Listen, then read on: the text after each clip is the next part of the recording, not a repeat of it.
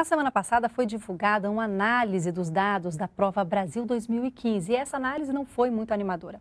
O questionário é respondido por diretores, professores e alunos do quinto e do nono ano do ensino fundamental e avalia se a aprendizagem de português e matemática dos estudantes está de acordo com a etapa escolar em que eles estão.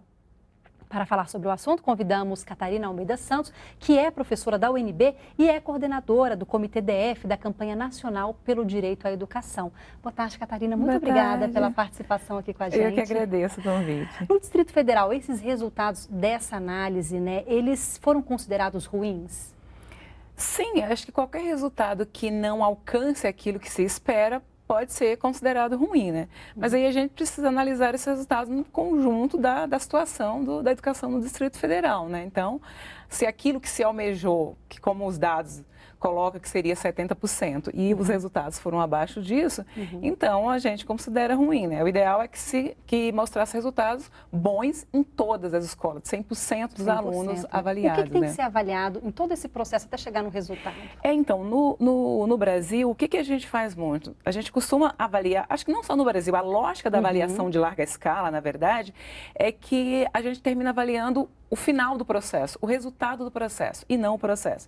Se a gente quer mudar os resultados, precisamos começar a avaliar o processo como um todo, aquilo que faz com que cheguemos a esses resultados.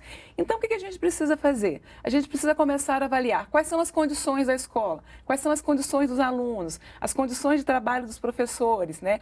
Para que a gente possa obter outros resultados diferentes daqueles que nós estamos obtendo avaliação após avaliação. Então, se você olha a série histórica dos resultados da avaliação, a gente vai ver, por exemplo, que a gente tem avançado pouquíssimo. É uma questão de 1 ponto percentual, 3 pontos percentuais por ano, mas sempre ficando abaixo do esperado. Então, nós precisamos começar a avaliar e a mudar, e pegar os resultados dessas avaliações para planejar novas ações, né, para planejar novas questões na escola, de modo que a gente obtenha resultados melhores. Por exemplo, se você não tem mudança no que você investe na escola, você pode esperar mudança no resultado? Não, porque assim, olha, a qualidade da educação, ela é resultante de um conjunto de condicionantes, né? Então, por exemplo, eu preciso garantir mais investimento na educação para que as condições objetivas da escola melhorem, né? Então, eu tenho que ter escola com infraestrutura adequada, eu preciso ter professores com formação adequada, mas também com condições de trabalho adequadas, eu preciso ter alunos, né, com condições de vida também adequadas, porque não são só as condições intraescolares, também existem as condições extraescolares que vão interferir diretamente no resultado da aprendizagem desses alunos. Então, eu preciso ter mais investimento. Quando a gente trabalhou, por exemplo, com a questão do custo aluno-qualidade, foi para dizer, olha, para que um aluno tenha qualidade, para que a educação tenha qualidade, é preciso um conjunto de insumos, né? Então, e esses insumos precisam ser garantidos na escola. Então, quando a gente olha o resultado, o diretor diz, olha, nós tivemos muitas dificuldades em implementar várias questões na escola porque não tínhamos financiamento.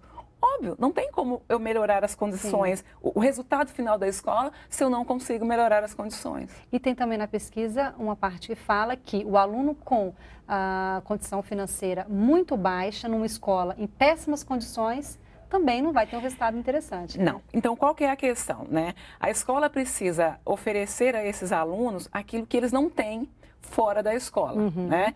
Esses alunos chegam na escola já com um capital cultural mais baixo do que os demais alunos. Então, a escola teria que oferecer essas condições para que esse aluno pudesse se aproximar do outro, que já vem com condições melhores.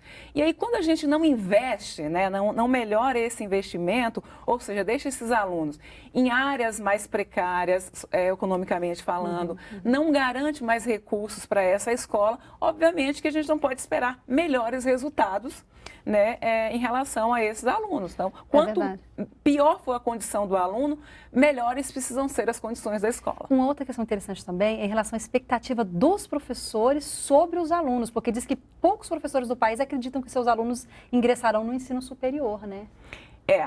Existem pesquisas, né, especialmente os americanos fazem muitas pesquisas em relação a isso, sobre a influência da expectativa do professor no desenvolvimento do aluno. O que acontece? Se eu tenho boas expectativas em relação aos meus alunos, eu vou investir, eu vou acreditar e vou oferecer mais para ele. Então, por exemplo, é muito comum, se eu tenho pouca expectativa em relação aos alunos, se eu acho que a capacidade dele é baixa, eu ofereço, por exemplo, leituras menos complexas. E essa crença que o professor tem no potencial do aluno, ela também é muito importante. Agora, o que a gente precisa dizer é que muitas vezes a descrença do professor em relação às possibilidades do aluno tem a ver com as próprias condições em que esse aluno está inserido e os próprios professores também. Tá ótimo, agradeço muito a participação com a gente, Catarina. Muito obrigada, viu? Eu que agradeço e conte com a gente sempre que vocês precisarem. É sempre um prazer participar aqui. Prazer é nosso, obrigada.